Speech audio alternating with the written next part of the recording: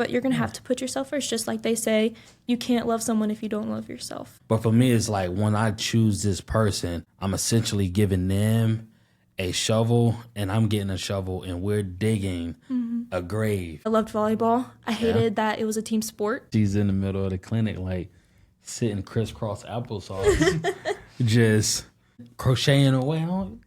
What is this? Please, allow me to show you something.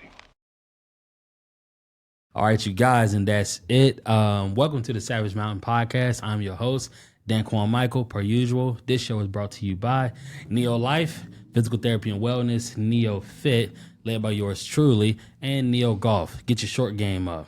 What up, Alan?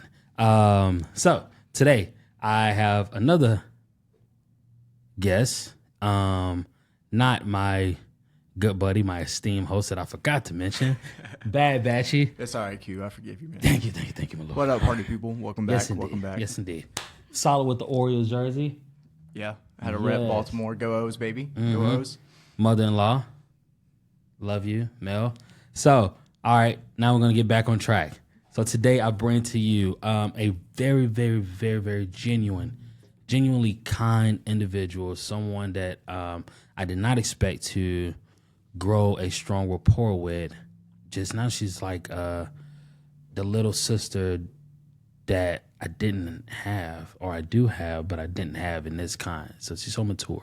So today I bring to you PTA, aspiring, what you call a person that knits? Crochets. Oh, crochets. Crocheter, I guess. Correct that. Crocheter? Crocheter. Yeah, okay. Kendyl White. Welcome to the show, Kendall. Man, I butchered that intro, but I was trying to navigate those waters as much as I You could. did great. They were choppy waters, but we got through it. Man, we got through it. Gulf Coast waters. Ooh. So, I know you. They don't know you. No. So could you give them a rundown of who you are and what you do? As Quan already said, my name's Kendyl White. So I was born in Sicily. Oh. Yeah, my dad was in the military. I traveled between, I would say, the ages of 1 to 4. I don't know where. I don't remember. But I grew up in Biloxi. Yep, right behind Biloxi High School. Went to Biloxi. Recently moved to Ocean Springs. And right now I am in the physical therapist assistant program at Pearl River Community College in Hattiesburg.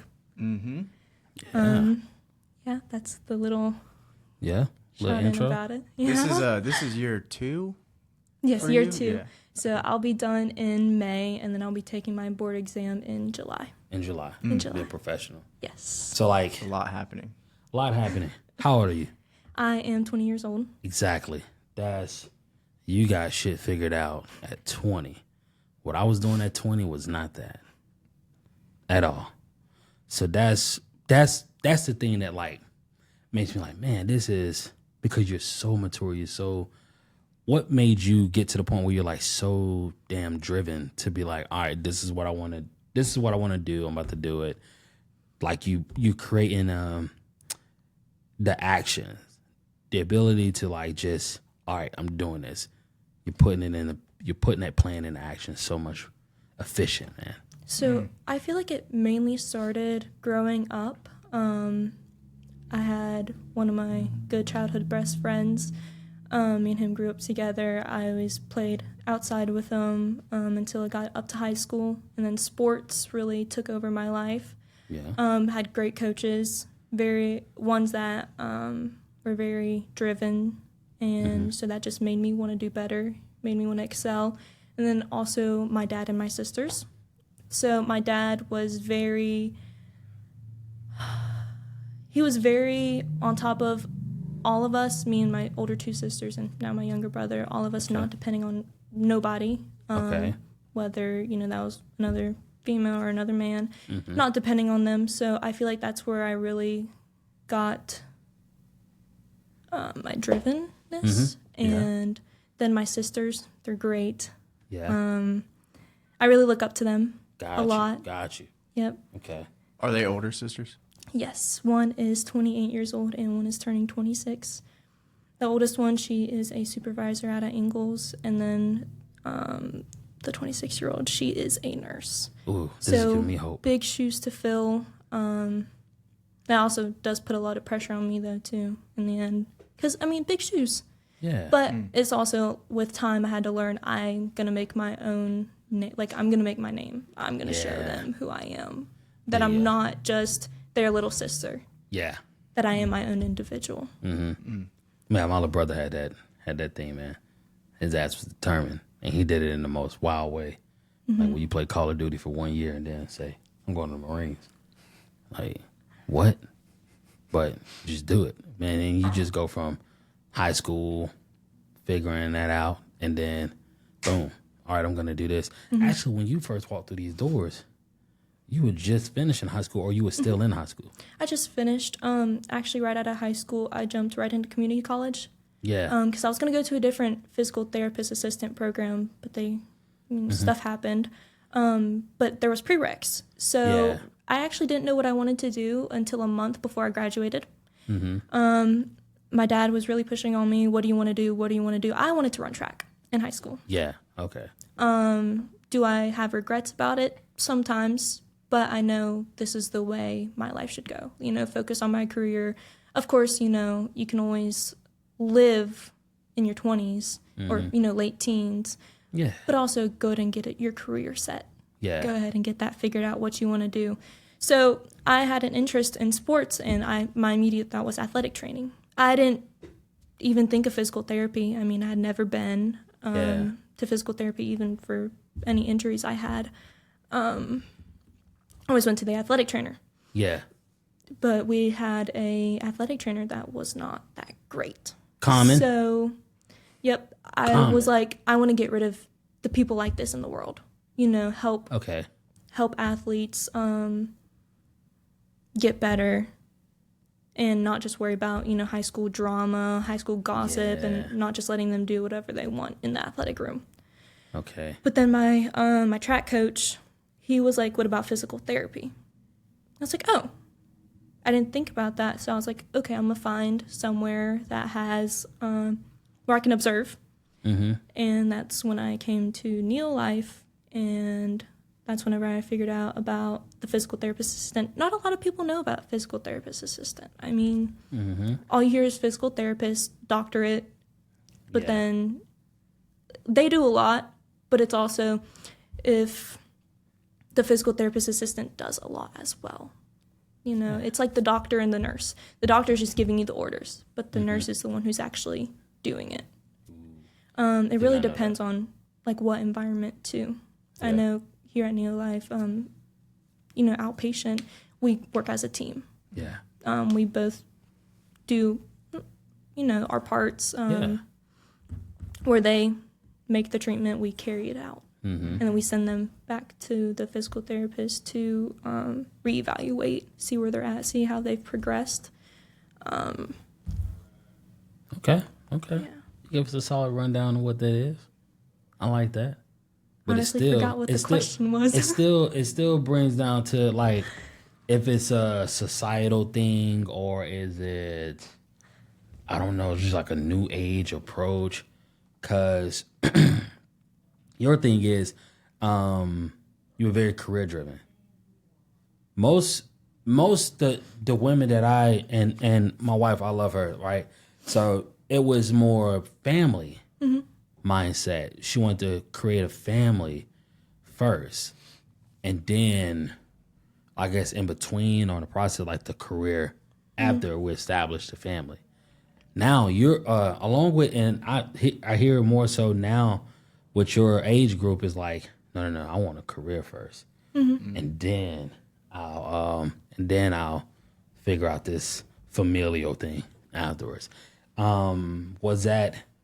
But you do have a motherly kind of aura about you anyway. So was it the pressure from, and pressure in a positive sense?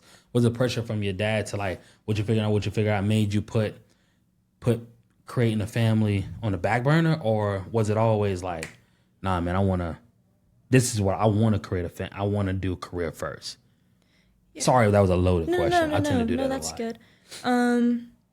I would say yes. It was mainly my dad who pushed that. And like I said, seeing my sisters do it, it was like, I can do this. I know I can do this. And honestly, I feel like it's also a part of finding the right guy to make a family with. Gotcha. Like, before my significant other now, I didn't want kids. Yeah. Even like with people who I was with long term, I didn't want kids. Hell no. Oh. Because I also asked myself, like, I see my dad. You know, he's a big father figure. He's a great man, and I want my kid to have a father like that. Not exactly like that, but you know, the same values. Of course, you know, take what you want from your parents and don't do some of the stuff, but also implement stuff that you're like, okay, this is what made me who I am. Yeah. So, but like I said, I never really considered kids before him, and now I am, but it's also like I need to get my career done first, because I've also seen examples, not saying anything wrong with this, but where they had kids first before they got their careers figured out. And I saw them struggle a little more. Yeah. Nothing wrong with that, because that builds character. Struggle builds character. But for me, I want to have my career figured out first, even if it's not what I want to do long term. Yeah. But it's what I'm interested in. I think it boils down to just wanting to be independent and self-dependent and not having to rely on anybody. Definitely. Yeah. Dang, dude. And like I said, that's my dad has engraved in our heads. That's just saying, don't depend on. He was like, I don't want y'all to depend on no damn man. That's exactly what he said in quotations.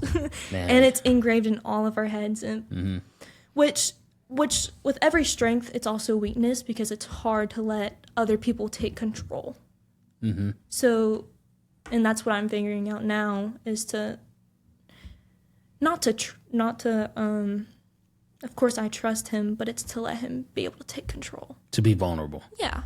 It's hard. It's a lot harder. It's a level of vulnerability, but it is. It's I think it's love in itself it's a daunting task, because you're like exposing yourself to, I always, and I don't know if it's the right way or the bad way, but for me it's like, when I choose this person, I'm essentially giving them a shovel and I'm getting a shovel, and we're digging a grave for each other, because this is like, hey, I'm gonna end it all with you, and we're just gonna bury. I mean, like, we're just gonna go deeper into this hole.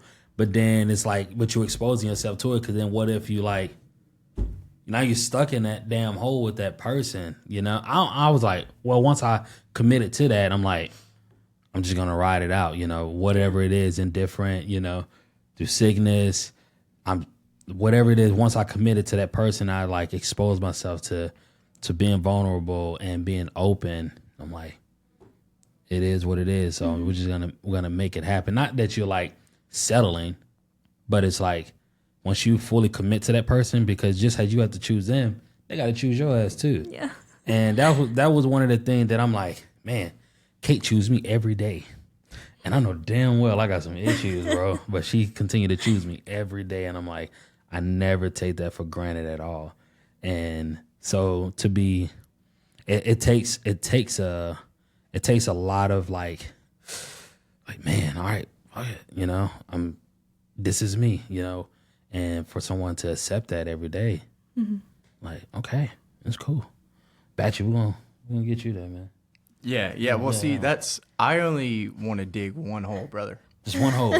One hole. So I don't mind being patient and taking my time. There we go. To wait to where I don't have to. I'm not going to have to dig 2-3 holes. Yeah. One and done. That's the goal. Yeah, that's the goal. I'll make sure I get it right. That was me too, man. 1 for 1. I ain't. No. The jersey and the Raptors. I'm not. No, it's hanging, man. That's it. So, with you, like, this is a situation where like you want to make it difficult. So it's like once it's set in stone, like, yeah, I ain't doing this again, because heartbreak's a mother. That stuff that just sucks. You should be listening to all those songs, man. Like, what's a top love song for you? Top love song? Yeah, when you've been through it, Cause that Neo was the one for me, man. So sick of love songs. Yeah, I would say that's one of my top ones, Man. definitely. Oh, you're like, bro, I don't want to eat. I'm a hungry motherfucker. I don't want to eat nothing. Ooh. I feel like I don't really, whenever I had my past relationship, Yeah. I didn't listen to love songs. I actually listened to like hardcore songs that was like, Well, how you get I mean, like to it? once accepting it, like a lot more, it was like, okay, I'm gonna calm back down and Yeah. accept it. But Are you talking, when you say love songs, are you referring to pre-breakup or post-breakup? Oh, post. Post-breakup. Post, hands down. Okay. Yeah.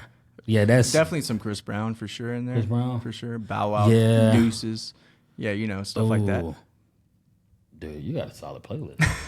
Yeah, my heart's been broken once before. Oh, yeah, damn. so I'm no stranger to the game. Oh shit. Sorry, man. We didn't want to. No, bro, I'm past that. Dog. Yeah, there we go. Yeah. So what's yours? Give me some. What I is know it? What you one got? that I listened to a lot was, this might be kind of dark, but it was like I Don't Want to Be Here Anymore by Billie Eilish. That was that was the main one that yeah. I mean, you give me a little Billie Eilish vibes, you know? Like you're subtle but intense at the same time. Yeah. You know, like whenever we're playing Ultimate Frisbee, so this is how we transition into her athletic endeavors. So like Kendall, soft-spoken, won't say much. If she does give you any kind of like, it's going to be whispered because she doesn't yell. So you got to get really close to her to know that she's talking shit to you. And then even that's intimate. So it's like, bro, she just said what? And like nobody else heard it because it was just you and her. And she goes about her way and then she just catches on you on top of you, just rips your heart out. It's this guy, man. She been killing him for like 2 months now. And he comes back habitually, but it's like she just rips his heart out and just taps him on the back. I'm like, all right, see you next Tuesday. He'd be like, damn it, Kendall. But the presentation doesn't think she would do that. What in the hell made that? Like, is that like a mindset that you have? Do you leave that? Is that only like, is that new? Is that an evolution of you? Or is that through, was that always with you in track? Or Yeah. it was always with me throughout sports. I know I love volleyball. I played volleyball and I ran track. I was also in marching band. I know some people don't call it like a sport, but I would say it does take some. Nah, we see them in the parking lot. It's hot out here. Yeah, it's hot. The instruments get heavy over time. It's a whole different scenario. But in volleyball, I loved volleyball. I hated that it was a team sport. Wow. Just I felt like we didn't really mesh. Like the people I played with, which if I look back on it now, I kind of I wish I would have went back and took more time to understand them. Yeah. Because I was a setter. So if you don't know volleyball, the setter is the person who always touches the second ball. So I'm the one who sets it to the hitter to spike it over the net. So I have control. I'm supposed to have that personal connection with everybody. Yeah. So, we can kind of play it out. But I wish I would have taken more time. But people just piss me off. So, track, I loved the individual sport because it was a team sport overall to get the points and whatnot. Yeah. But individual sport as in I'm going to score my points. I'm going to do my part, you're going to do your part. And together we're going to get number one. I ran hurdles and I did the 100-meter hurdles, the 300-meter hurdles. Every now and then I did the 4 by 400-meter race, and then in my senior year I did long jump and triple jump. That was just running. It was run. Yeah, I've loved running ever since elementary school. I used to race everybody around at recess. I used to have so many races because I would just throw in their face that I was faster than them. Yeah, there's always this one guy that I competed against throughout the whole elementary school.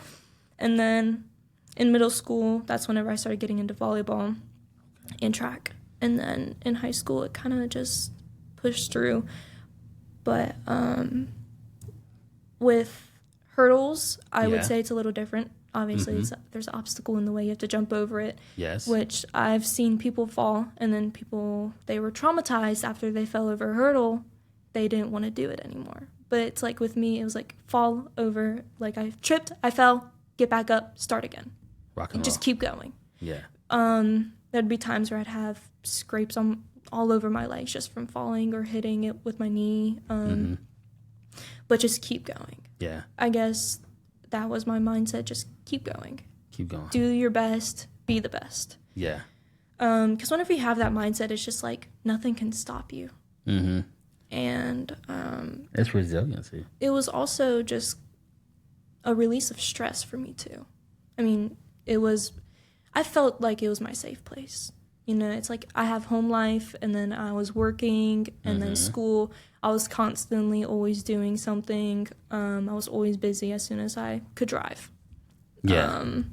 And so it was So my hold stress on. relief. You ain't about to just skate through that. Have to dip your toe in there and then just like let it be. This is you 24? 20. Yeah, you 20. What you mean stress?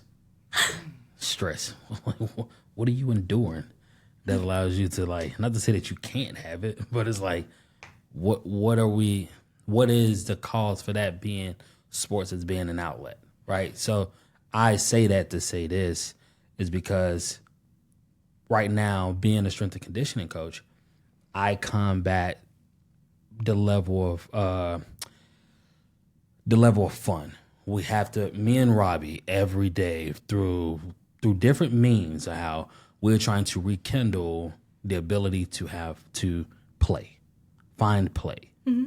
Sports was always a form of to just play. It wasn't meant to be like a stress reliever, you know? So like for you to not have to like, for you to be like, man, have that mature approach to something that's meant to be childlike play. Mm-hmm. What caused that? Well, if I may butt in here, Go ahead, brother. Isn't finding play, can't that be a form of stress relief? You get what I'm saying? Yeah, it could be. So it's like you're finding that stress relief without that being the intention. Like the intention is to play. Yes. But I think that's a bystander of the play is subconsciously, whether you notice it or not, you're getting that stress release, that outlet, if you will. So that escapism. Yeah. In a sense. Ooh, there we go. Yeah. Look at that. He put it perfectly. Yeah. There we go. Yeah, just going out there. It's not having to think. I'm constantly thinking, even if I'm like about to go to bed, my mind's always going until I fall asleep, and then it, shuts off. Okay. But it's like I'm constantly thinking, and I don't have to think out there. I know I can run. I just run. Yeah. I know I can catch it. I run and catch. I mean, I don't have to think. And you just do your thing. Yeah. Dang. It's just release where I can just release everything, just go. Everything. Go with the flow, I mean. And I mean, like, I guess it's just like a level of what you associate that with, because I guess, like, a stress reliever for me is exercise. Or comics or movies. For me, that was always a form of escapism for me. And some people are like, man, just watch the movie to just like enjoy it. And I'm like, yeah. I mean, like some people do it critically. I do it in a level to just enjoy it. Some movies you go in there critically, but I just go in there for just entertainment standpoint. But as we pivot, kind of lost my train of thought with that one because Batchy, I threw you off. Bat, you killed it. I love that. I love that response or whatnot. That was pretty damn awesome. But what I was trying to get to is that you also know that like whenever you do the PTA or the PT realm, it is a team centric like ideal. How this place thrives or other environments is the team, and then the individualistic approach kind of could stalemate that or cause a disruption in the flow of things. But how do you find a way to bond, to like marry those things in well, because you do so well individual, like from an individual standpoint, but knowing that your profession is very team oriented. So how do you combat that? What you thrive in, what you particularly enjoy, opposed to what you kind of necessarily need to thrive from a working environment. How do you balance that? And kind of like I mentioned with volleyball, how I wish I could go back and make those personal connections. I'm making those personal connections. So I learned from that, and I'm implementing that in now my day-to-day life. Like even not only just work, I mean, I'm talking to everybody, which I am a little shy in the beginning, which is something I'm still working on. But it's getting to know them and them getting to know me. Yes. I would say that's the best way to put it. But even like with Ultimate Frisbee, it's a team sport. It's a team effort. Yeah. But it's everybody there wants to be there. And I guess that's my thing with teamwork is if everybody's doing their part, it's fine. If some people are slacking some days, I'll help pick it up. But if it's a consistent thing, it's like a sit down, hey, what's going on? Yeah. And a lot of the times they just have stuff going on and it's like, it's okay. Like, come to me if you need me. But I guess it's just knowing that if people are doing their part or not. Like, if you want to be there, show up, have the right mindset. If you don't want to be there, what are you doing? There you go. So would you consider yourself like a team leader? Yes, I would. Yeah. Even I kind of just showed it throughout high school, throughout my whole life, mainly high school. I was team captain with volleyball. I was the team captain for track. I was a section leader for band. So it just, I think it's like just from my dad saying, don't depend on anybody. Yeah. And like I said, that's a strength but a weakness at the end of the day. Because then it's like I can't delegate tasks to people, which I'm learning now how to do. And being vulnerable with people, because I also see it as if I'm vulnerable with someone, they can be vulnerable back. Now, some people don't want to, and that's completely fine. But I'm trying to show you this side of me so we can be on better terms. Yeah. Or I was a reluctant leader. I didn't. People like hear the voice or whatnot, and they would, or like see my personality. Like, man, you'll be a good leader. I'm like, I don't want that shit.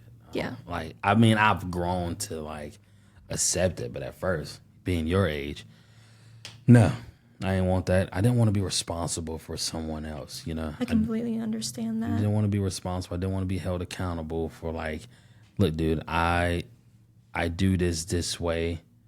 You can't do this.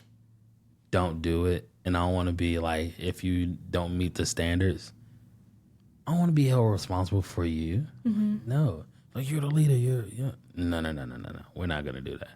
So it's cool to see, like, I guess we're the same, but not in a lot of ways. Because, like, I see a lot of, like, that dogged, like, you have a killer instinct about you that's so subtle. So it's like you could dominate in the athletic realm, but also crochet and listen to not hard metal rock. Yeah, listen to hard metal rock, but then talk like so soft, you know. So it's like, man, it's that contrast, you know. That's like, it's kind of crazy that people like. Do you have that issue where people want to put you in a box where they're like, Kendall, you should act like this, and you're like, no, I'm not doing this, or you should look this way and do this to fit social norms? Throughout high school, I did. I had trouble with that. I would say I was more of an aggressive person in high school, not like in a bad way. It's just I knew what I wanted. I knew what I wanted done, and even now, it's like I've had somebody like. You drive aggressively. I do. You get that in a hurry. I got that from my dad. Because he's like... Man. Like, I'll be in the car with him, he's like, be aggressive. Because, I mean, there are times where if you are passive, you will get in a wreck. Yeah. But if you're too aggressive and you don't know how to use it, you will get in a wreck. Yeah. You could end somebody's life, and it's very dangerous. But, yeah. Being... I was like, yo. I am. Yeah. She said, I am. Yeah. Speed limits or suggestions. I just go with the flow of traffic. sometimes a little faster, but Yeah, don't incriminate yourself. Nuh-uh. no, But within speed limit. yeah. So let's dive into the softness that is you. So how did this this crocheting thing? Because you've seen her work? Yeah, she made me a Mickey Mouse for, I wanted to get it for my sister's birthday. Yeah. And it was great. It came out phenomenal. And that was like, what, a year and a half, 2 years ago? Mm-hmm. It was great. Yeah. Yeah. So like we're on the dark side of the moon over in Gulfport, and then she comes in, and then like during lunch, like we get done working out, and then she's in the middle of the clinic like sitting crisscross applesauce, just knitting, crocheting away. I'm like, what is this? Like, man, how'd you see it? I saw that shit. I don't know what she doing. I was like, I've never seen it before. Like I thought that was exclusive to older population. You know, more so like our patients. I've never seen. That's crazy. I saw you crochet before I saw any of our patients. I've been doing PT for like 8 years, and I've yet to see someone north of 55 do that. But that's what I associated that with.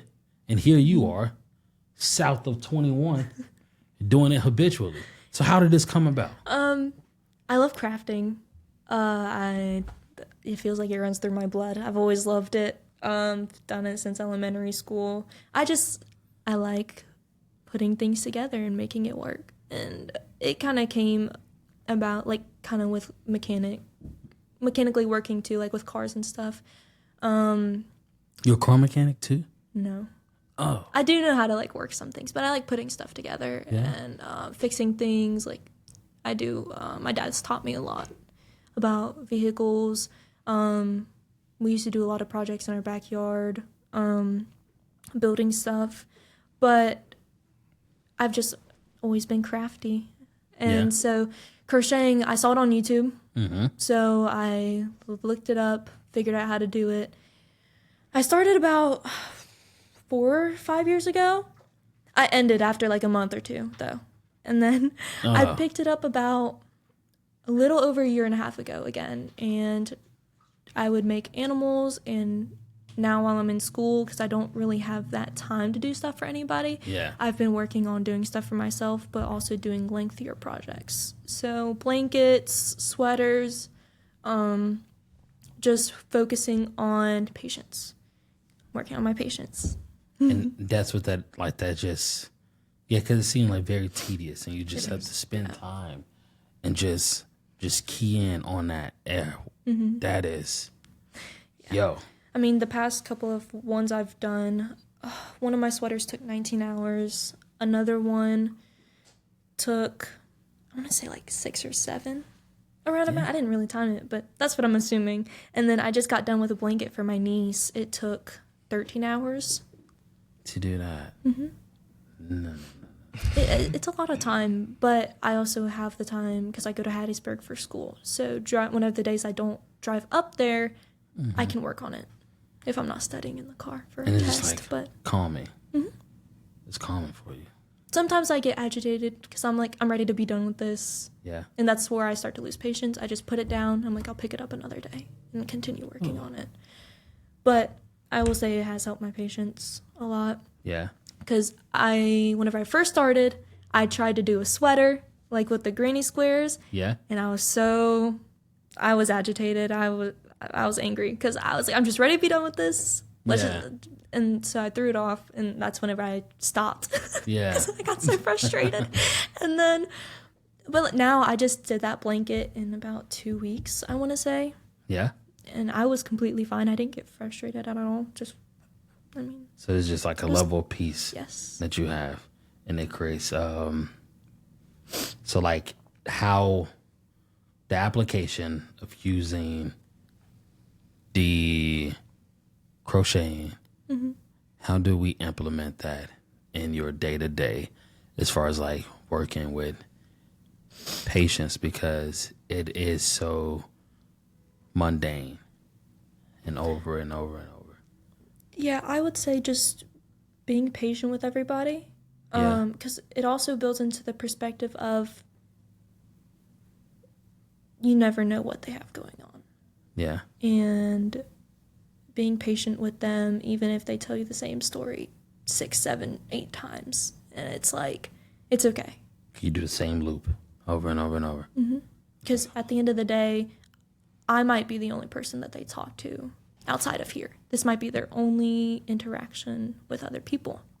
There we go. And I struggled with, I don't think I struggled. It was hard to realize at first.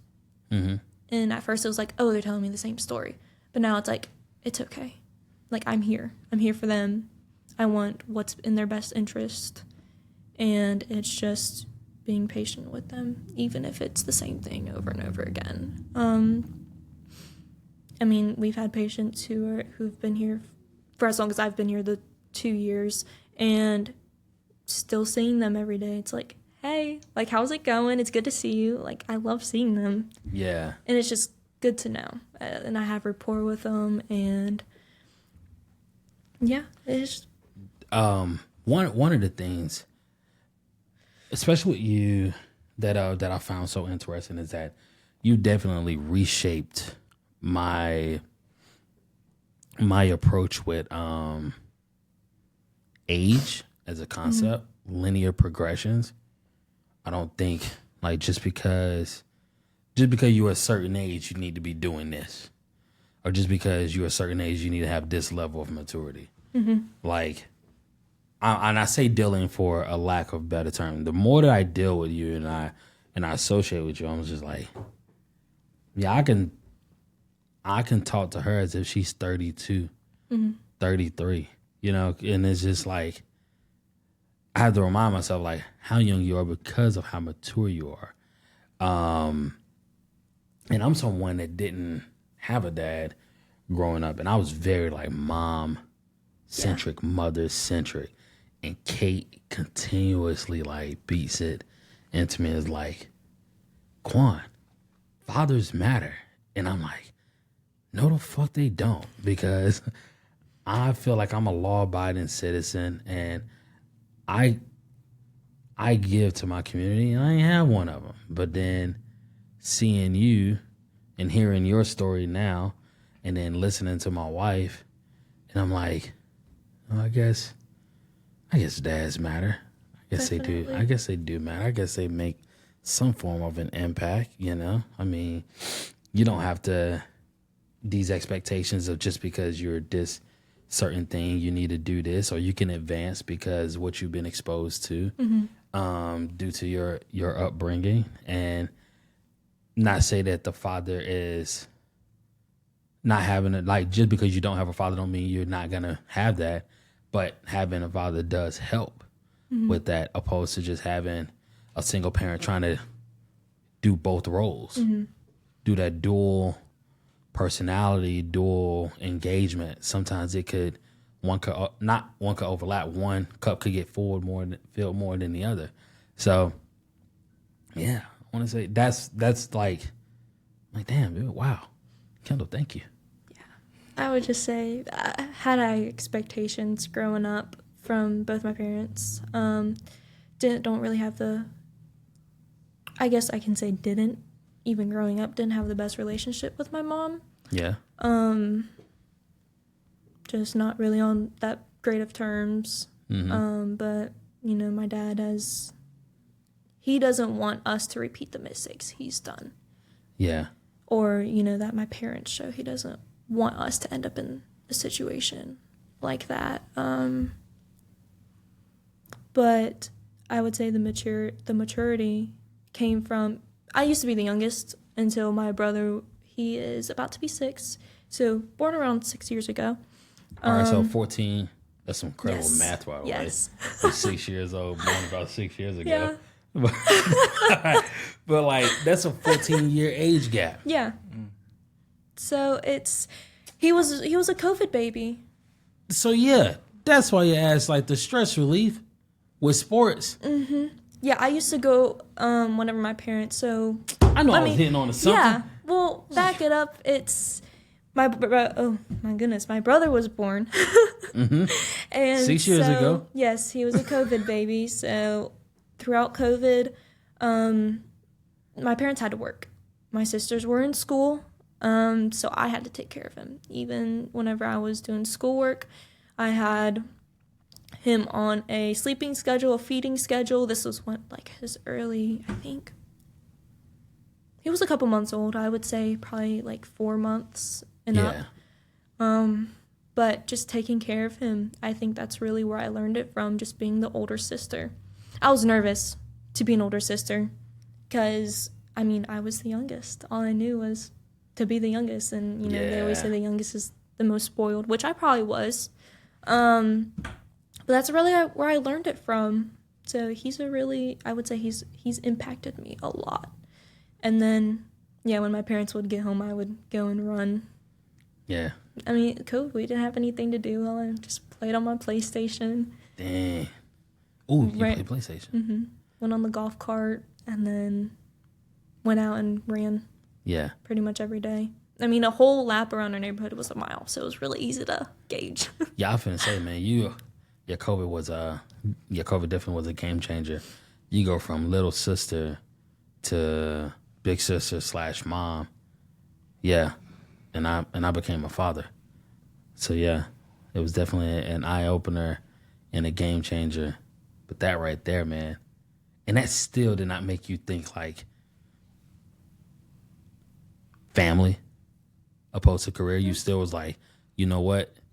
Having to do this, I want to be more like independent in my career, so I do not have to do this again. I think the main thing was like, I had him in the beginning. And then whenever, like, the responsibilities of me taking care of him dropped off, like, now it's just, like, he's the reason I don't want to have a kid. Yeah. He's so bad. God bless. He's so bad. What they call it?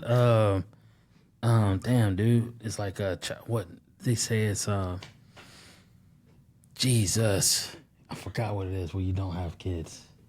We've had 3 kids, so I forgot what it is. Child celibate, celibacy, yeah. Where it is like, yeah, having that, seeing that kid run around, it makes you like, oh no, that's why I don't want to have kids or whatnot.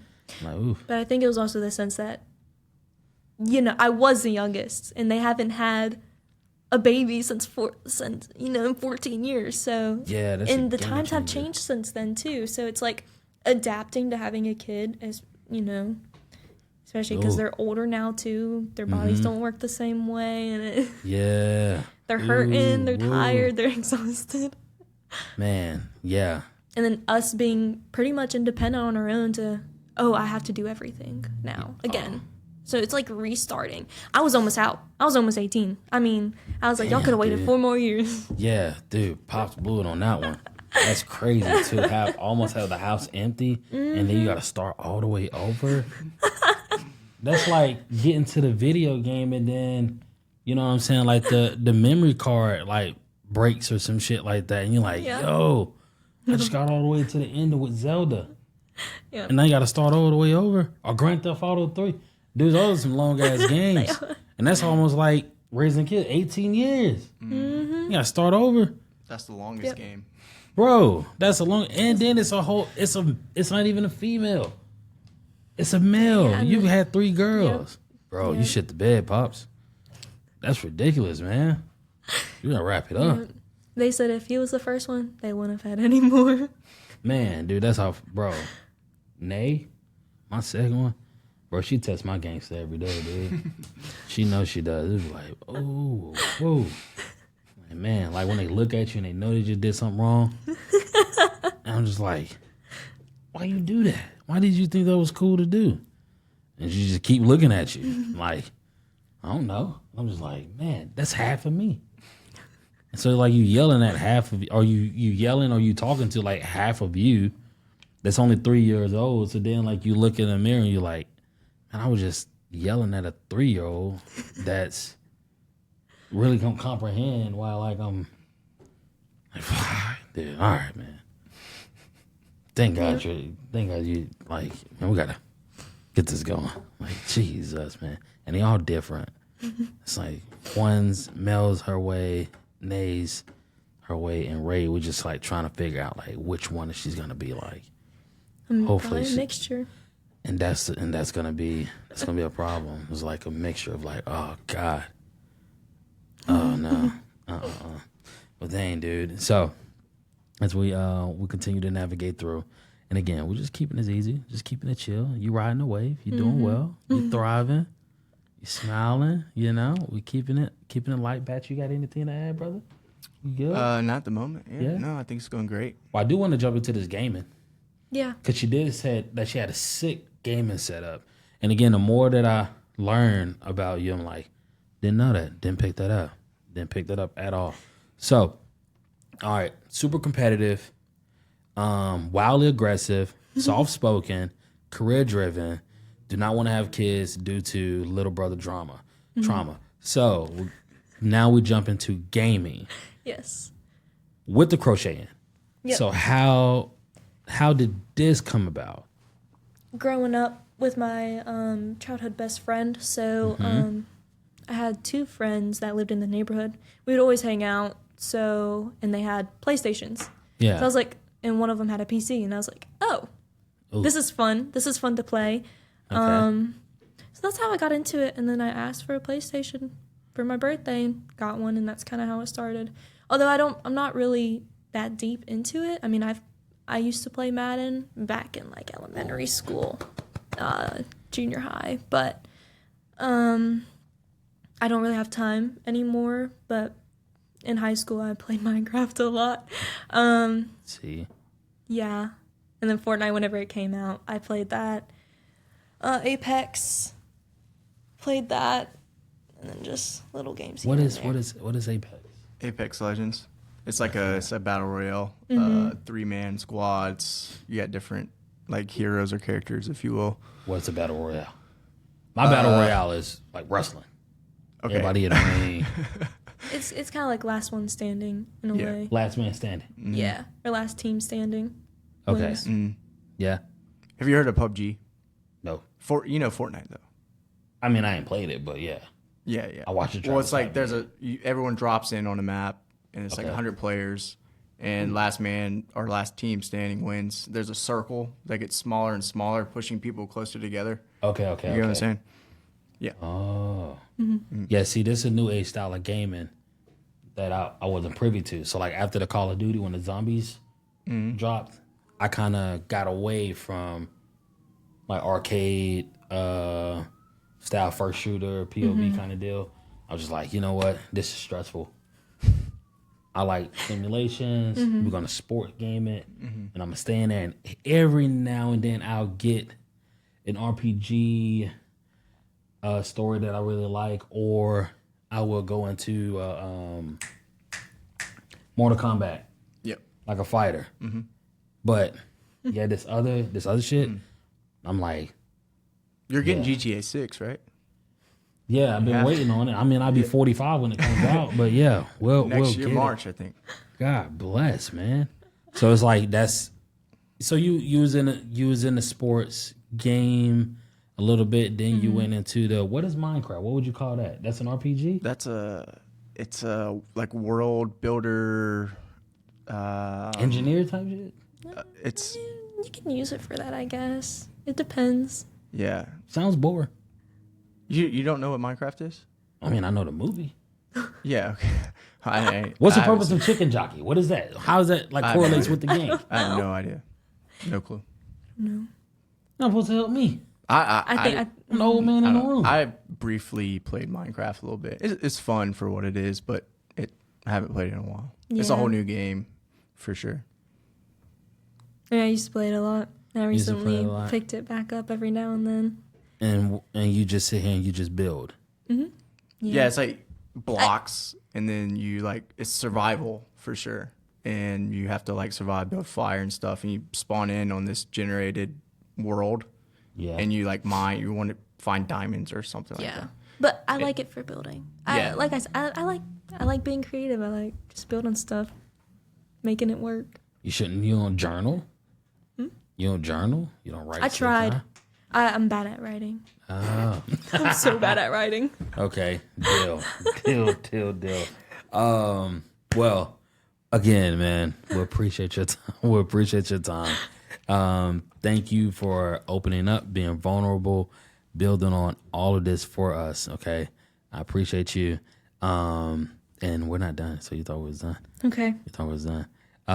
So tapped in a little bit on the gaming thing, but also just going to get a little bit of seriousness in this relationship dynamic or whatnot, especially conforming to social norms, expectations or whatnot, being vulnerable, being open. How is it to, after dealing with heartbreak and reopening up those windows or whatnot, or opportunities for love, how was it with you and your significant other? How did that come about? And then how do y'all continue to explore that as young people? So I used to work at a hospital under like a nurse. I was a nurse aide. Which is sister? Yes, with my sister. She Okay. worked night shift, 12-hour shifts on the weekend. So I was doing that mainly for bedside experience before I actually started that whenever I started working here at Neo Life. Steady career driven. Just Yeah. carry on. So I wanted it to just get bedside experience, see what it was about. And he started about a week or two after me. Okay. And he was a tech, but he was in nursing school. Yeah. So we knew each other from there, and so we knew each other for about a year before we got together.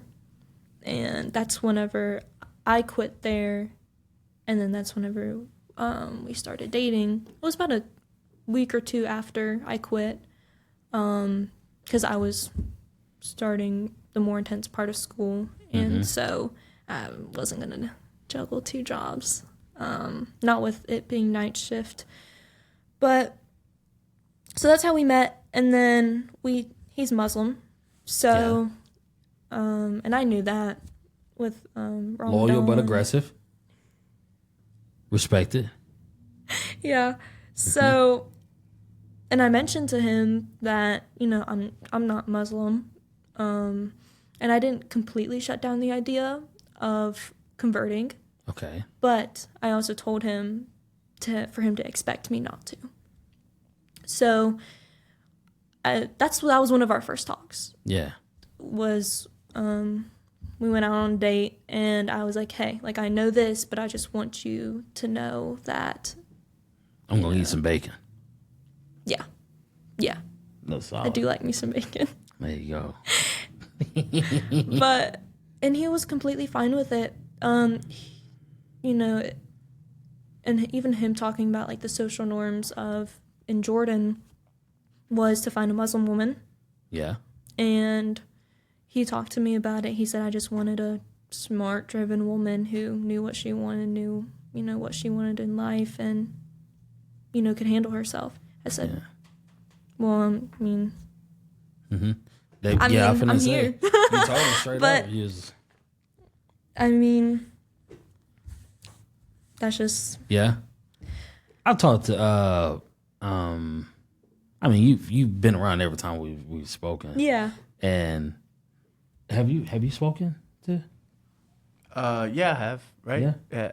Was he at Austin and Meg's? Yes. Yeah. Yes, I've met him once or twice before, for sure. Straight for it. I haven't really had like a deep conversation with him, but me I've neither. definitely met him. Yeah, me neither. It's like, I'm like, man, that's a dynamic. It's like an introvert and an introvert. It's like, who's gonna be uncomfortable to like?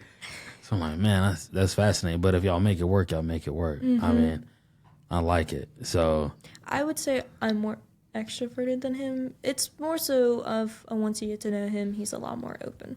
yeah, But he's very black and white. very much so. Yeah, and he's grown to be more so in the gray. Because that's the way he used to think, was black and white. And I'm like, what about this? It's like, I didn't think about that. I'm like, yeah, Nuance. there's this. But even, I think part of the reason why he is so black and white, because it was either you do it all or you don't at all. So even speaking about the religion, it's like he's finding his reason for why. Because, you know, growing up in some families, it's like, you do this because I say so. You're going to be this way because I say so. And I brought that up to him, like, why? So that's, I mean, the thing is, either he does it or he doesn't. And I'm like, meet in the middle, figure out why. Yeah. You want to continue this religion. So discover. Definitely. Yeah, discover. And even with other things, he goes and spars. So it was like he was talking about going and being at sparring and doing all the classes, even though he doesn't like jiu-jitsu. I'm like, it's okay not to like something. I mean, you don't. Yeah. I mean, still do something on that day that there's jiu-jitsu. Mm-hmm. But, you know, you can, as long as you're doing something, I mean, rather than doing jiu-jitsu, you don't have to be there if you don't like it. Yeah. Don't subject yourself to, Yeah, that's my thing. Yeah, you don't have to do that. But yeah, he's very black and white. He is. But this dude, first time he saw me, he asked, he was like, you take steroids? I was like, the fuck? He asked me, and I was like, no, he's been doing this for so many I years. was like, bro, thank you, but no. Yeah, I was gonna say, did you take that as a compliment? I was like, bro, but I was just like, he was just so matter of fact about it. It was just like me telling you good morning. He was just, steroids? He said, someone has a similar build. I was like, nah, bro, I don't like needles, and I'm not too like regiment oriented where I'm like, at this point in time, I need to do this and this and this. That's what I was perceived that steroids would take. But yeah, I was like, what in the hell? Said this light-skinned Muslim just tested me, man. Like, but it was fun because he was consistent. You know, like once he was like, okay.